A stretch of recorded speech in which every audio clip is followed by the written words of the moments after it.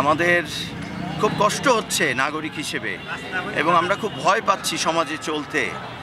আইন শৃঙ্খলার পরিস্থিতি কেন উন্নতি হচ্ছে না, হয়তো হয়েছে কিছুটা, কিন্তু এই বিষয়গুলো দেখার পর তো আর কোনো উন্নতির কোনো স্বাদ আমরা পাচ্ছি না, দেখতে পাচ্ছি না। অতএব আমার মনে হয় খুব কঠোর হস্তে দমন করবার জন্য যে কাজগুলো নিয়ে আলাপ করলাম, একটি হলো সোশ্যাল অ্যাওয়ারনেস, আরেকটি হলো আইনি কাঠামোতে কি পরিবর্তন আনা দরকার, যে শিশু এবং নারী নির্যাতন দমন আইনটিকে যুগোপযোগী করা একেবারে সময়ের দাবি। এই মুহূর্তে এটা করে ফেলা দরকার, কেননা ক্রাইমগুলো চেঞ্জ হয়ে গেছে, ক্রাইম করবার পন্থাও চেঞ্জ হয়ে গেছে।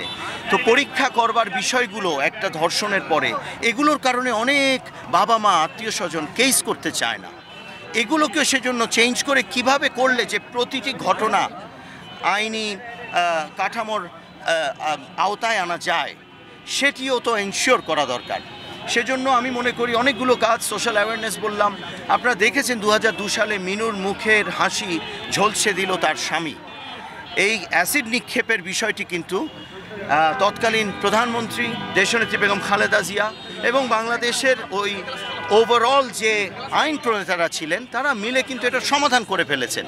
সোশ্যাল অ্যাওয়ারনেস এবং দৃষ্টান্তমূলক শাস্তি অল্প সময়ের মধ্যে এবং এই তদন্ত প্রক্রিয়াকে কিভাবে ত্বরান্বিত করা যায় সেটি দেখিয়ে দিয়েছেন। তো আমাদের কাছে কিছু ভালো ভালো উদাহরণ তো আছে, সেগুলোকে দেখে মননে এনে আমরা কিন্তু এখনও এই কাজগুলোর সমাধান করতে পারি। এটাকে কোনোভাবে মেনে নেওয়া যায় না, ধর্ষণের কোনো জাস্টিফিকেশন নেই।